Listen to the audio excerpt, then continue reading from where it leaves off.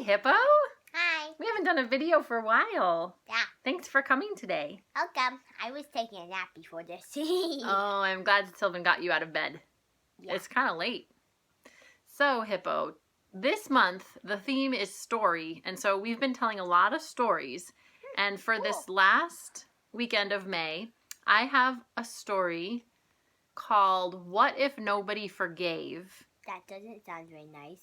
Yeah, it's not. And it's a story about a place called Grudgeville. What? Do you know What's a grudge? A grudge? Yeah. A grudge is basically when you don't forgive somebody for a long time and you hold on to it, and you hold on to that feeling of not being happy about what that person did. You're still mad about it and you don't let it go. That's called holding a grudge. I see. Yeah. Do you know what it's like to get really mad at somebody? No. No, have you never been mad at anybody? Oh, Hippo, you're such a nice friend.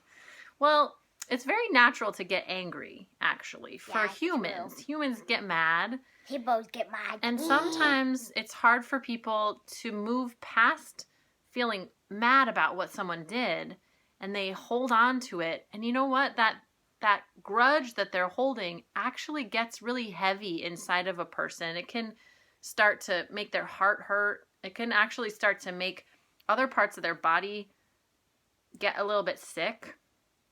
And so this story is about imagining if grudges were actual heavy objects that you had to carry around on your back.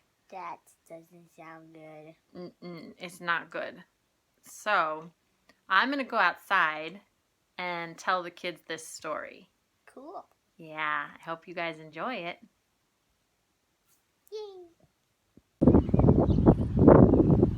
This is a story called What If Nobody Forgave? The Story of Grudgeville, written by Barbara Marshman. Once upon a time, in a land far away, there was a wise old man walking down a road. And as he walked, he came to a town that he had never seen before. Now, this wise man had traveled to many towns in the land, and he had visited many people. But he had never seen this town, and this town was a very peculiar place. As he looked around, he saw that all the people in this town carried big bundles on their backs. And these bundles looked so heavy because the people were bent over with the weight of the bundles that they carried with them. So the man called out to one of the young people that he saw.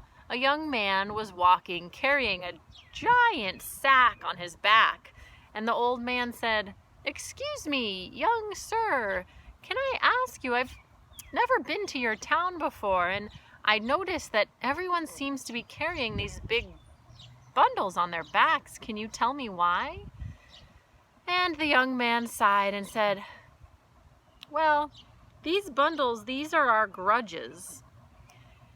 And we carry them around because we've never been able to forgive the people that we have grudges against." "Oh my goodness," said the wise old man, "that is a lot of grudges for you to have collected at your young age." "Oh, they're not all mine," the young man said matter-of-factly. "You see, most of them were passed down to me from my family." He heaved a weary sigh and shifted his bundle on his back. And he pointed across the lane to another young man and said, "See that man over there? A lot of my grudges are against his family because our great-great-grandfathers long ago were running for mayor at the same time, and his great-great-grandfather called my great-great-grandfather a horse thief. And so our family has had grudges against each other ever since." The wise man looked around and shook his head sadly.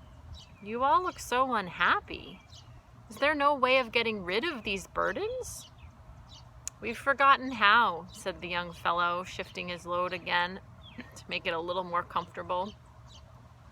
"You see, at first we were proud of our grudges, and we were famous for them.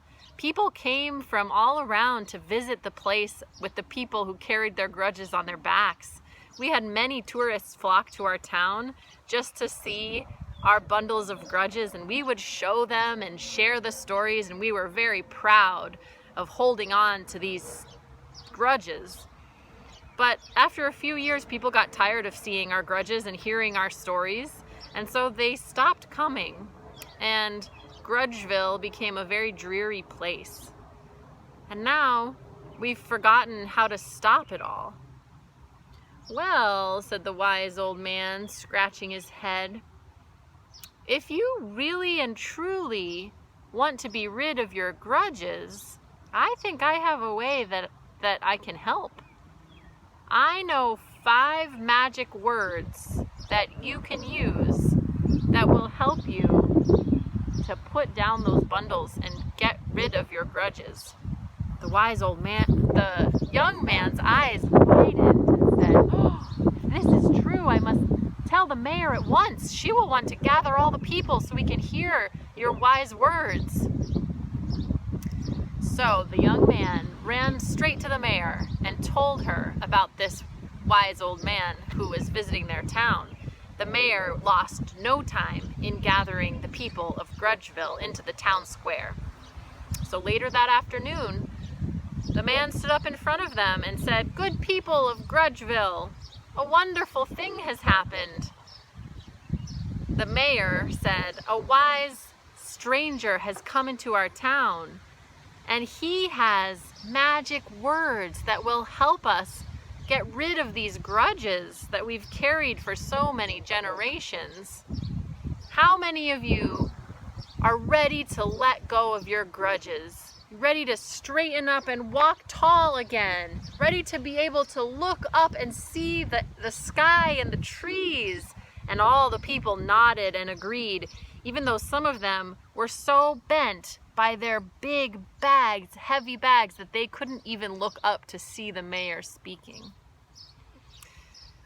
So the mayor said, "Listen to the wise words of our visitor and do as he tells you."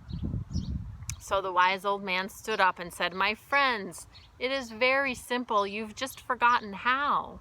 If you truly believe in your heart that you are ready to let go of your grudges, all you have to do is say 2 words first and then 3. Now, kids and families, can you think of what the first 2 words might be when you've done something that has hurt someone else's feelings, or when you have thought really mean things about somebody? What are the first 2 words that you can say to that person? I bet you know. The words are, "I'm sorry." And it really has to come from your heart and not just say the words. So the people, they looked around. They weren't really sure. It had been so many generations of time to carry these grudges and never practice saying "I'm sorry," that for a while they were silent. The wise old man went on and said, "There's 3 more words to say. After, if somebody says "I'm sorry," what would you say back to them? The words are, "I forgive you."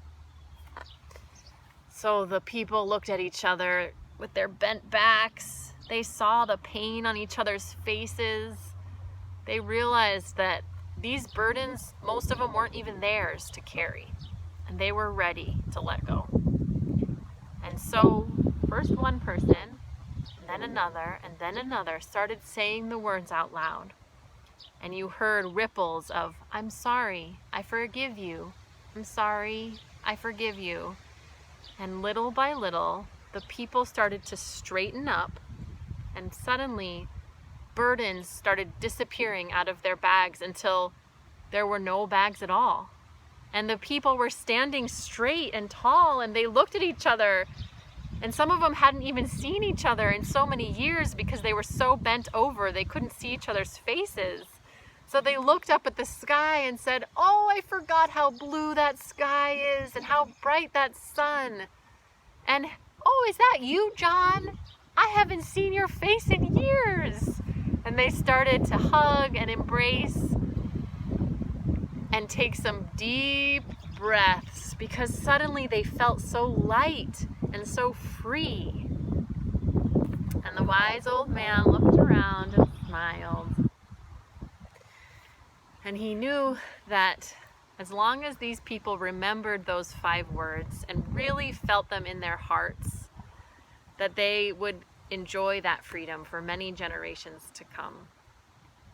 And so, my friends, that is the story of Grudgeville, and it is a reminder to not carry around those hard feelings, carry around those, mean thoughts about people, but to work it out, to talk to each other, to tell each other's story and to listen, and then to say I'm sorry if you've hurt somebody, even if it wasn't intentional, and to say I forgive you if somebody hurts you and tells you that they're sorry. So I wish you all peace. I wish you all deep breaths, and I wish you all the joy and freedom of being able to forgive.